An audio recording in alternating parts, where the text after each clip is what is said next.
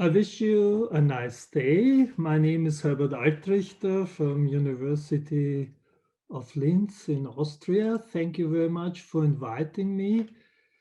And the topic I was given is educational research under COVID conditions. What can we learn from educational research under these conditions? I will share my screen with you to give you a PowerPoint, and that should be the right screen. I hope this works. The COVID pandemic caused for the most of us in our generation an unprecedented disruption of our occupational, social, and private lives. And it caused an unprecedented disruption of the ways of schooling which we're used to. For instance, the schools in Germany, Austria, and Switzerland were closed from mid-March to mid-May or early and mid-June in 2020. Later on, there were two more lockdowns, which also affected schools. Distance education was mandated for schools and teachers, even if they were not equipped, both in technical and competence terms, for it. When the schools were not closed down at all, classes were split into two groups, were alternatively taught on site. All kinds of special regulations for examinations were issued to keep certification going. As these disruptions of schooling were unprecedented, we do not have any consolidated body of knowledge about what their impact is and will be, what to do to minimize negative impact and to support learning as good as possible. It was interesting to see that educational research reacted quite quickly. In short terms, several research projects were established aiming to monitor schooling under pandemic conditions. Presently, we seem to have 3 to 5 new papers every week, and we begin to see comparatively meta-analysis trying to structure the research.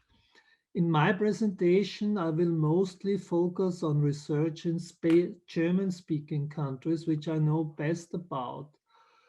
I'm aware that the findings which I will present are probably not valid in the same way for your school system. However, I hope that at least the questions and hypotheses I will present are helpful for your debate.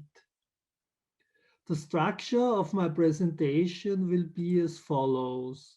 I will start with some observations about the reactions of students, parents, teachers, and school leaders to the situation of schooling under pandemic conditions. I will then turn to the socio-emotional impact of learning and teaching within pandemic on the well-being of students and teachers and their mental and social development. Before that, I will also discuss the impact on student learning and student performance.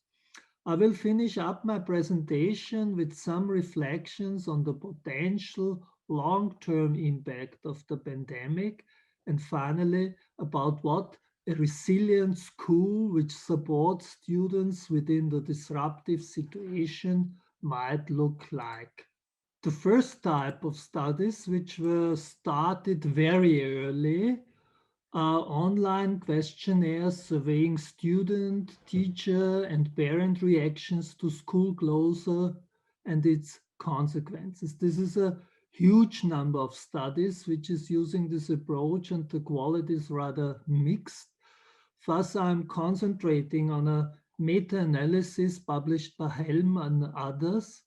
The meta-analysis used 97 surveys based on more than 200,000 cases of parents, students, teachers, school leaders. These data reflect the personal experiences and subjective evaluations during COVID. I will give you some examples of the issues researched and the range of findings. A first question might be, do respondents fear that school closure and distance education will have negative effects on learning and their results, and the different studies, and I'm always giving ranges of percentages to indicate that there are different results also in the different studies. They say that about 1/5 to a half of all responding students expect negative effects of distance learning on their learning success. So parents, even to a bigger degree, if expect negative effects, and also a part of the teachers is expecting that. Another interesting question is how much time students use for learning during school closure. Again, there's a big variation of results showing that about 1/5 at minimum, or slightly uh, half of the students spend less than 2 hours per day on learning during the first lockdown. In addition, around 1/3 to about 1/2 of the students state that the workload during distance learning was lower than before the lockdown. And these findings, these numbers are consistent also with the findings with parent surveys. Another interesting aspect is how could cope students with the situation of homeschooling and independent work at home. And there are some students who find it difficult to organize their daily routines. And there are also parents who say that their students, their children find it difficult. In these studies, we find now a lot of different critical issues, and we have data about that. For instance, we have data about technical equipment for online learning. There is a percentage in different studies between 3% and a quarter of all respondents say that they are lacking adequate equipment at home. We have data on parent support, which indicates that parent support is also varying. We have data, for instance, on teacher-student contact, which also varies in a broad range. You might remember that some teachers say there are a few students in my class which I find difficult to reach in the pandemic time. We have also data about teachers' use of digital media, and this seems to indicate that at least in the initial phase of the school closures, there were teachers who rarely used digital, digital teaching equipment. They were not used to use video conferencing tools to make explanation videos.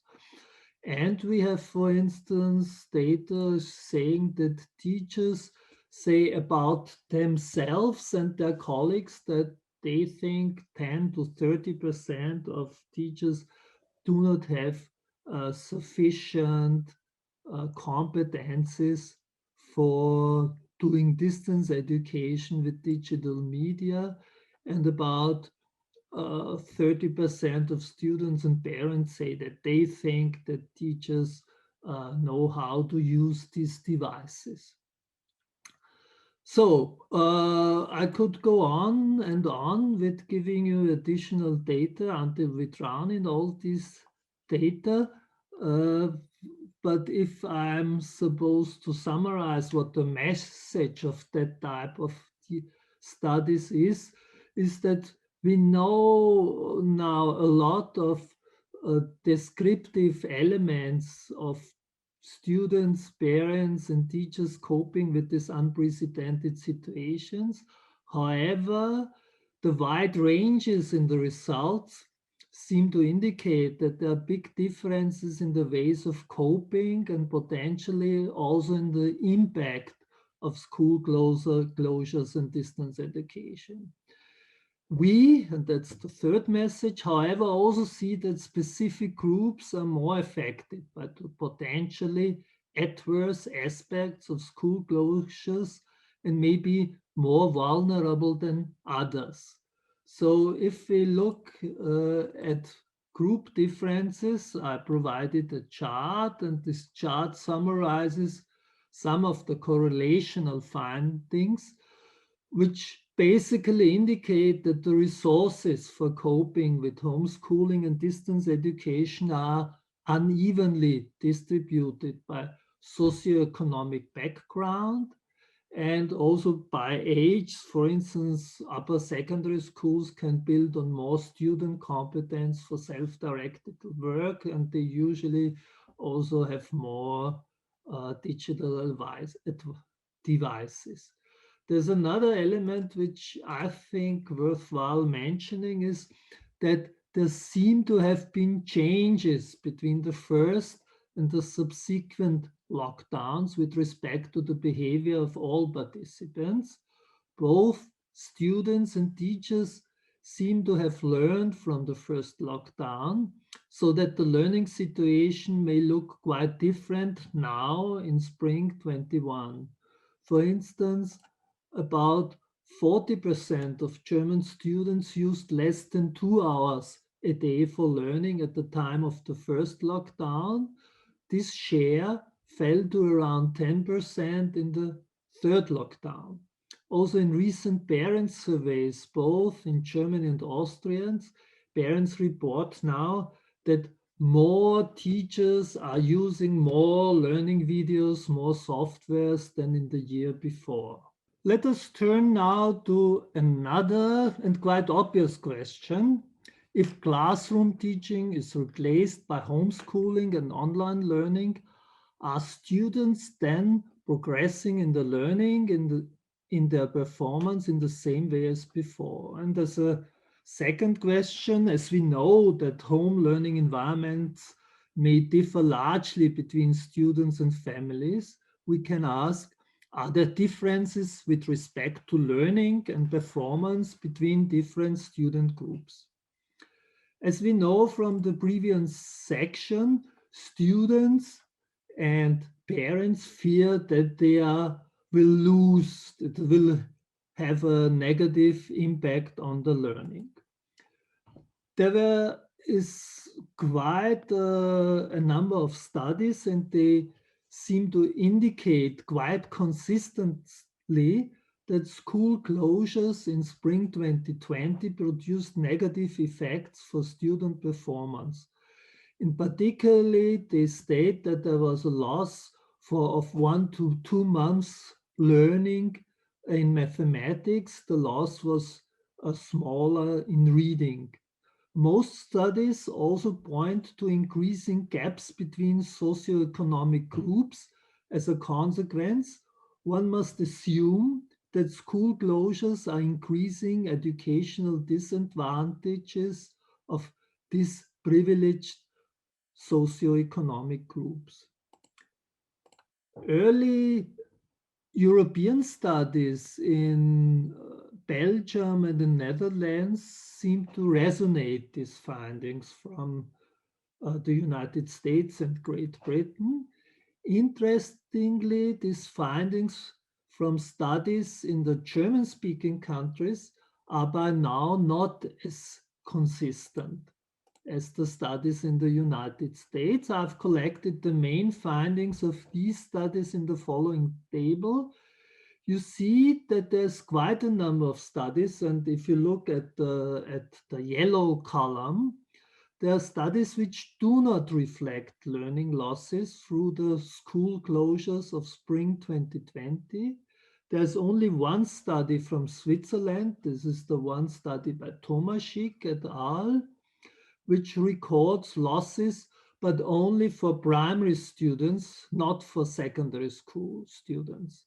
There's another study by Schult et al., which finds significant losses for the whole cohort of the 12-year-olds. However, these losses are small to moderate, and they translate in 1 month backlog of learning, and 1 month backlog of learnings might be a loss which may happen for many students during the school career, and which students should be able to compensate by, schools should be able to compensate by some remedial work with the normal resources. There are also very few indications, that is the blue column, for variation, for increasing variation between student results. There's only one study which records increasing socioeconomic discrepancies, however, just with respect to one mathematic competence and not in reading. What are the reasons for the differences found by these studies, the difference between the United States and the German data? Different results may have been produced by different research designs, different data collected, by different analytic strategies. However, it is not very likely that these characteristics vary with the country groups mentioned. Another possible explanation is that the school system in the German tradition are less vulnerable to school closures, or even positively formulated, are more resilient in phases of disruption of normal schooling. As a person educated by this school system, I personally find this difficult to believe. Thus, we have to record that there's another open question, and we turn to the third type of studies. These are studies on the experience of personal pressures through COVID and through the prevention measures. This aspect is not only relevant because of the mental load experienced by students and teachers on the spot, but also because it might have a long-term effect on students and certainly also on teachers' mental and social development. I assume that you also had on your TV news snippets of students saying that they are missing schools. Yes, we have findings that say, for instance, that 80% of the students are missing their classmates. There are also some students who miss schools. We have findings that the contact of students with their classmates varies in a wide degree. We have also data saying that there is a group of students who feels very unwell and depressed. So for instance, in a study, 13% of students say that they felt very unwell during the school closures. But we also have findings that about 2/3 of the students feel well during the situation. There is a group who says that they, for instance, feel less energetic, more listless, more bored, more worried during homeschools, but there are also students who report that they feel more relaxed and more focused even on the learning. Again, we have a real wealth or a big amount of descriptive results showing a wide variation of reaction with respect to mental aspects.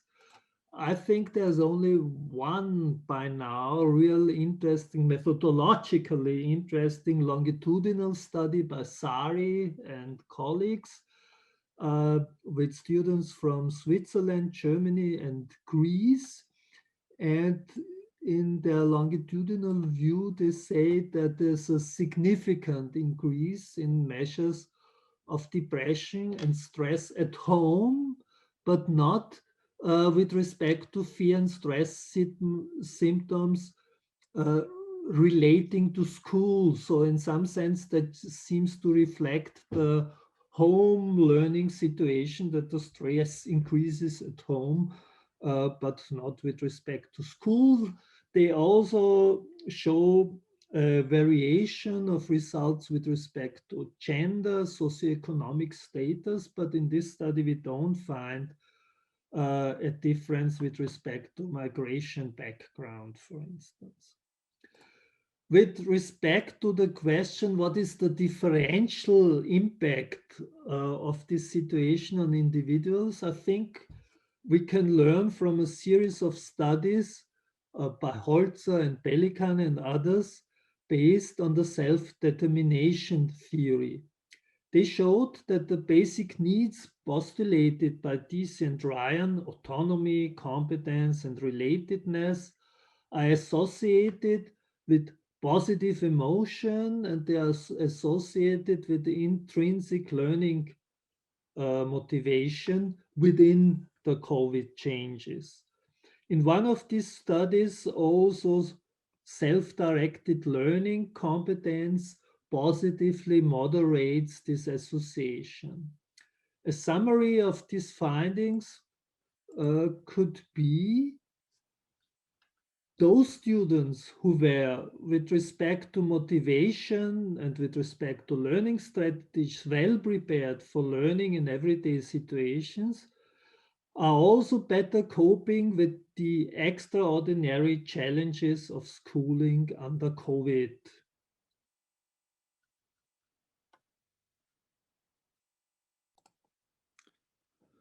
To summarize the argument so far in very few words, COVID and its prevention measures have caught many schools and teachers off guard and certainly disrupted the normal flow of learning. This caused stress and strain for a considerable number of students and teachers. In some countries, we have considered consistent indication that it also had detrimental effects on student learning and that it increased socioeconomic performance gap, which does not at the moment be reflected in the German data. I think an interesting question is now, what is the long-term impact of such a disruption? Since we had never experienced a pandemic like this, it is not easy to give a well-founded answer or speculation. However, we might look at instances of long-term disruptions of schooling to get some ideas of possible answers. Perhaps the so-called Canterbury earthquakes are instructive. The region around the city of Christchurch in New Zealand was shaken by a magnitude 7.1 earthquake on September the 4th, 2010. There were further earthquakes in February, June, December. In total, the unusual long sequence of quakes and aftershocks spanned for more than 2 years. There was in some places severe damage to school infrastructures, and there were all types of school closures, changes of schools, and transportation across the city and all that type of things. New Zealand researchers have used the good and longitudinal database to explore its effects with an initially perhaps surprising result. The drastic experience of the earthquake sequence did not, on the whole, leave any serious negative traces in the school careers of the affected cohorts. There were no there was not a larger number of school dropouts, there was not a larger number of academic failures if you compare it within time or if you compare it between different regions. Additionally, we know that such disasters can affect mental health. Also, this was researched in the Christchurch case, and despite the clearly severe impacts of the earthquakes, no long-term negative impacts were found on various indicators of mental health. Obviously, people have a potential for resilience, for psychological resistance to develop normally despite stressful circumstances and conditions.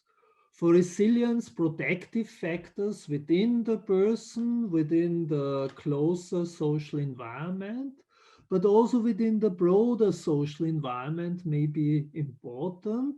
And with respect to the New Zealand case, the studies say that the key explanation for the resilience observed in the case of the Christchurch earthquakes lies in such external strengthening protective factors such as health authority initiatives toward community cohesion and stress management in the New Zealand case.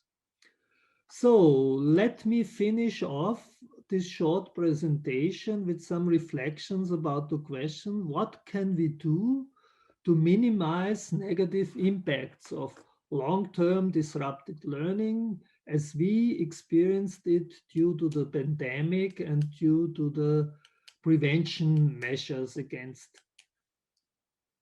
the pandemic. If we take the lead of the Canterbury earthquakes and of the psychological studies I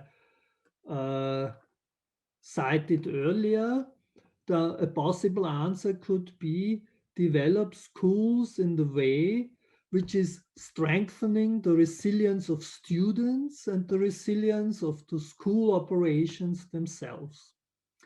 But what might such a school look like?